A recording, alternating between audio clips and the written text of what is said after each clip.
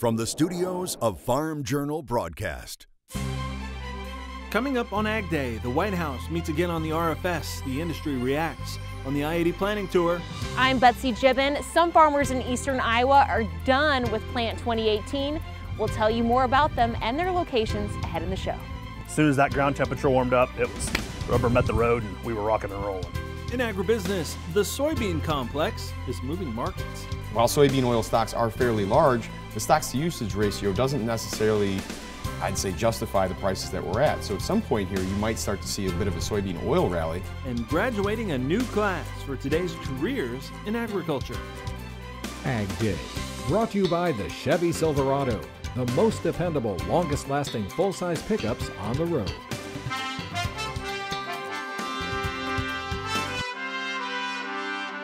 Good morning, I'm Clinton Griffiths. The president takes action on the conflict between renewable fuels advocates and oil refinery supporters.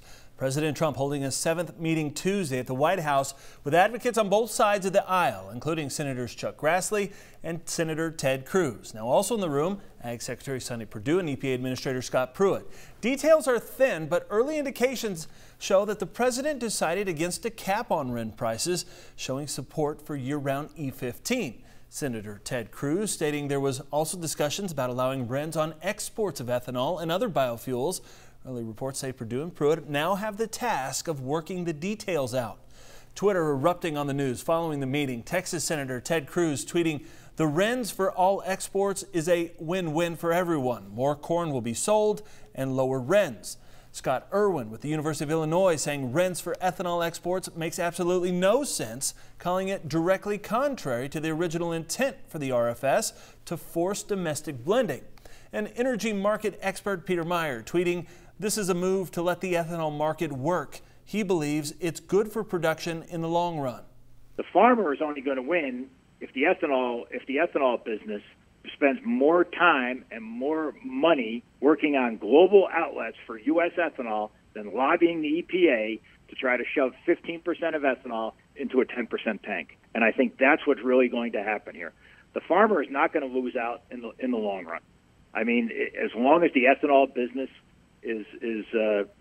keeps their eye on the ball, and that ball at the moment is global demand for ethanol, not just domestic demand for ethanol.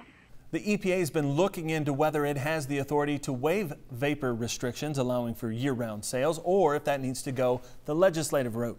As a member of the administration, I don't ever miss an opportunity to say if Congress wants to enact something through statutes, they have a process and a way to do that. But we understand the equities there are just as difficult as they are in terms of the groups that are coming to the administration and asking for help. Also in Washington, the push is on to bring the House version of the Farm Bill to a vote next week. Washington-based publication AgriPulse reporting that Senate Ag Committee Chairman Pat Roberts, House Ag Chair Mike Conaway, along with Ag Secretary Sonny Perdue and Economic Advisor Larry Kudlow, will join President Trump later today to discuss the new Farm Bill. That meeting apparently requested by the president. Also in Washington, trade conversations between the U.S. and China continue. The Chinese president's top economic aide is slated to be in Washington next week. President Xi Jinping of China planning to send Vice Premier Liu He to Washington next week to continue discussions over the ongoing trade dispute with the White House. The pending meeting following 2 days of talks last week. Those discussions resulting in no major breakthroughs. White House Press Secretary Sarah Sanders saying this week the president has a great relationship with President Xi and, quote, "We're working on something that we think will be great for everybody." Also on trade, Mexico continuing to press for a completed NAFTA negotiation. Trade officials say they're working on a host of major issues simultaneously. Lingering issues include dispute settlement, labor, a sunset clause, seasonal barriers to agricultural trade, and Canada's dairy industry.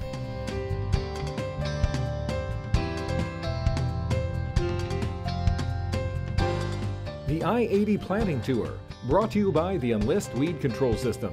More weed control, less drift and volatility, maximum yield potential.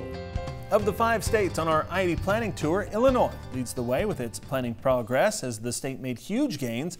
74% of corn is now planted in Illinois. That's up 42 points from the previous week, and it blew past the 5-year average. About a third of Illinois soybeans are planted, a sizable jump from the last report. Indiana corn, 42% planted, up 34 points. Bean plantings They reached 23%. That's 20 points higher. And Ohio corn jumped 22 points in a week. Soybeans are still in single digits.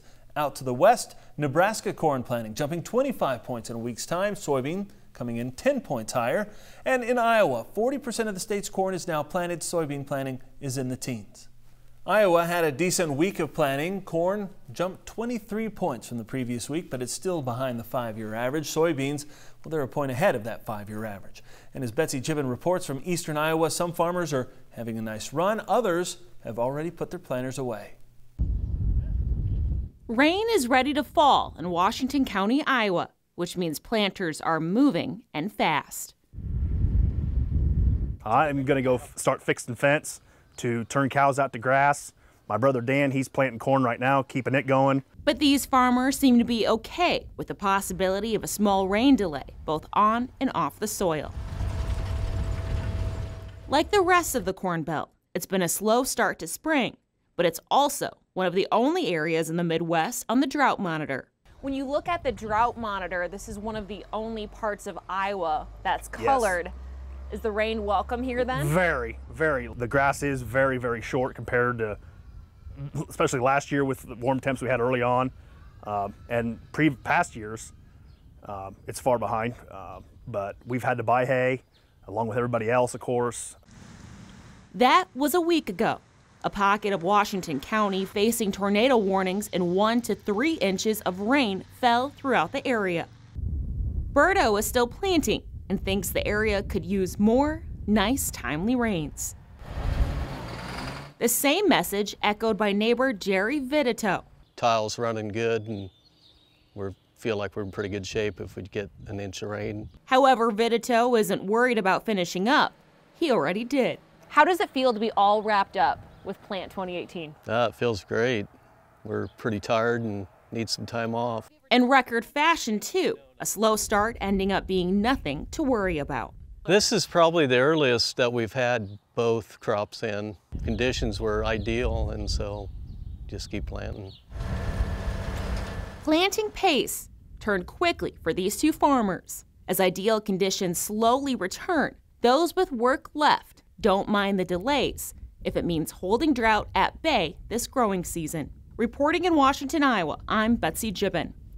Losses from those wildfires that swept across western Oklahoma 2 weeks ago continue to mount. Oklahoma State Livestock Marketing Specialist Daryl Peel puts preliminary losses at more than $26 million for Oklahoma cattle operations. Those losses include $16 million for fence replacement and repair, $6 million for burned facilities and corrals, and $1.5 million for emergency feed, and a similar amount of livestock killed by the fire or put down due to injuries. I really don't think we're seeing a lot of market impact, certainly not from a cattle standpoint. The numbers, even though they're big numbers for individuals, they're in the grand scheme of things, relatively small numbers of livestock impacted. The hay market's a little bit different situation. There is a lot of demand for hay. Supplies are relatively tight at this point in the year. So I think we are seeing some impacts on forage markets. Peel's estimates do not include losses of vehicles, equipment, or homes. He also reminds us that drought still exists and has even expanded, and there's no moisture to speak of. Last week, the drought monitor is showing nearly a quarter of the state in D4 or exceptional drought. That's the most intense level. Those recent wildfires in Oklahoma are spotted with powerful stories of survival and selfless giving from the ag community. You can join me on my new podcast, Farm Sense, to hear the personal experiences and impacts from folks facing those fires. Farm Sense is available for download on iTunes or wherever you get your podcasts.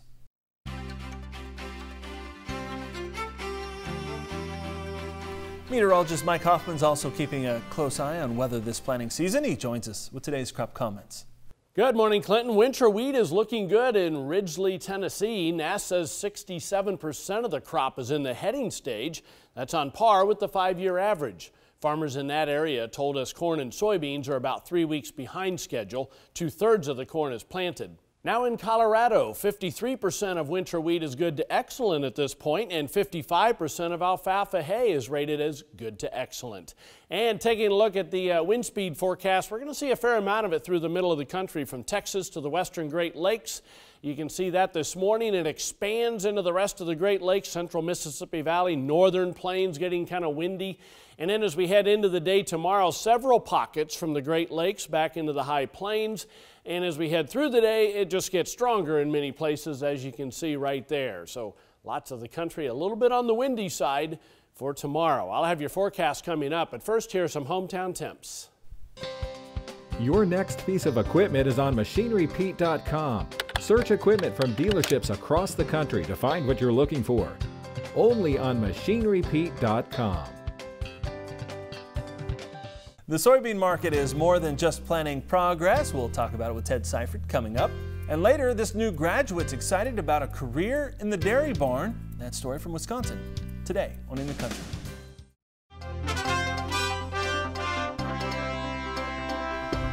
Ted Seifert, Zaner Ag Hedge, our guest here at the Agribusiness Desk today. Ted, as we kind of look at the soybean complex and try to sort out between oil, meal, and beans, what are the keys that you're watching here as this whole thing kind of moves forward? Well, I think the soybean oil has an interesting story developing. Okay. You look at what exports have been. Last week we saw a big export number, much bigger than what the trade was expecting, over 44,000 metric tons. And then on top of that, same day on Thursday, we saw an additional sale of 30,000 metric tons to Peru. Interesting. Soybean oil has been under a tremendous amount of pressure. We're looking at some rather low prices compared to meal and beans, and really been losing out in the oil share. But I don't know if there's a good reason for that. While the crush has been very, very strong, the soybean oil yield has been historically low, or on the low end of things, really all year. I mean, we're just not seeing good oil yield off of last year's bean crop. So while soybean oil stocks are fairly large, the stocks to usage ratio doesn't necessarily, I'd say, justify the prices that we're at. So at some point here, you might start to see a bit of a soybean oil rally. And I think global end users are starting to see that a little bit now. That kind of ties into sort of the crush and crush margins. And you wonder if we might see some pressure on soybean meal at the same time. That might allow soybean oil to come up. And I'm wondering if, we might have gotten too worried about what's happening in Argentina and whether they're going to be able to crush as many soybeans as what they were originally planning on and provide that meal for the world, because they're the main exporter of soybean meal. Right. So with record crush here domestically, also Brazil, Argentina looks like they're going to do what they do. We might be oversupplying the market with meal. So meal might have to come down. That might allow soybean oil to come up. And soybeans, I think, will follow meal a bit lower. Okay. So you're looking for kind of a little bit of a change in dynamics here over the next sort of a month rebalancing of the oil share and a rebalancing of crush margins. Yeah. Okay. All right. Appreciate it, Ted. Thank you. We'll be back with more AgDay. For professional marketing advice specifically tailored to your needs, call Zaner Ag Hedge at 312-277-0113.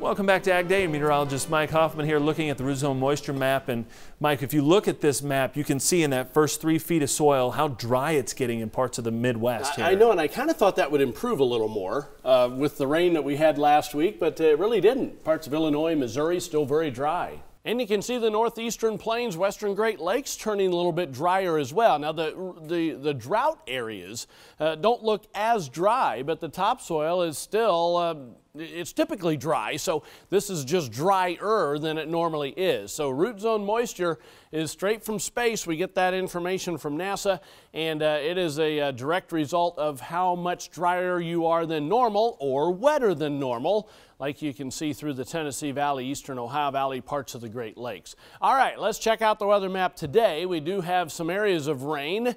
Most of this east coast storm is going to stay offshore, but we do have some areas of showers and thunder showers in the upper Midwest, upper Mississippi Valley, also in the Pacific Northwest with that next system kind of coming in. You can see as we head through this afternoon, the first system moves into the western Great Lakes down into the Boot Heel of Missouri with some showers. Secondary cold front won't have a lot of moisture to work with, but it could touch off a shower here and there. Heading through tomorrow, then, we'll start off in the morning with some showers in the eastern Great Lakes, eastern Ohio Valley.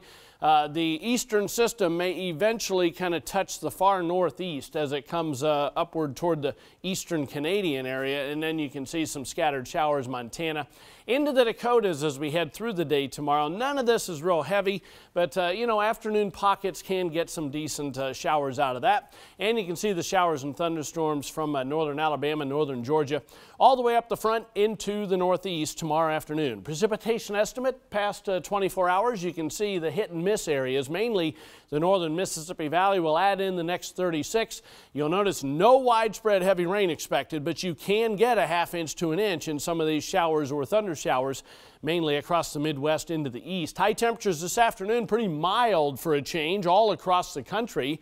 There are some cool areas, especially the Pacific Northwest. Low temperatures tonight down toward 40 though as you get to the Canadian border, but most of the Corn Belt going to be in the 50s and 60s tonight, and the heat continues in the south tomorrow. A little bit on the chilly side, though, in the far northern plains, as you can see there. The jet stream shows some weak troughs kind of moving through the upper Great Lakes into the northeast as we head through the weekend, and then we kind of go zonal with a little bit of a cutoff in the southwest. Now, that could be some good news for those dry areas, but boy, we just haven't been getting a lot of moisture out of that lately. That's a look across the country. Now let's take a look at some local forecasts. First of all, Carlsbad, New Mexico, sunny and quite hot today, high near 100 degrees. Eau Claire, Wisconsin, cloudy with an occasional shower, high around 68. And finally, Florence, South Carolina, warm, lots of sunshine, high 85. Still to come from the Packer, can a revised NAFTA help the U.S. blueberry industry? Plus, it's graduation season. Find out which fields offer a lot of hope for job seekers right out of college.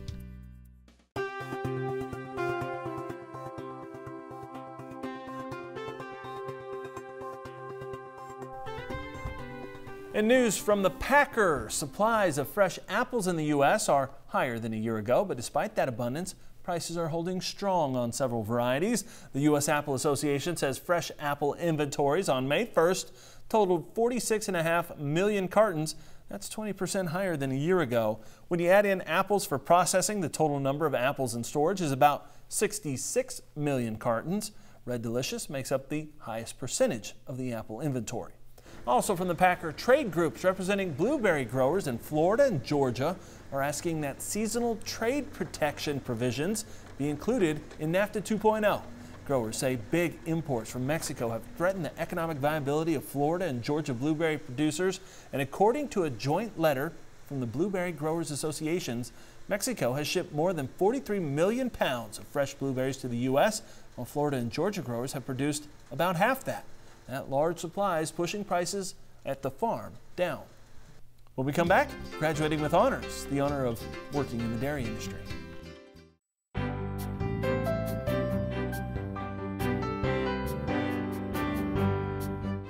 In the Country, sponsored by Kubota. Tractors, hay tools, utility vehicles, mowers, and more. Visit KubotaUSA.com today.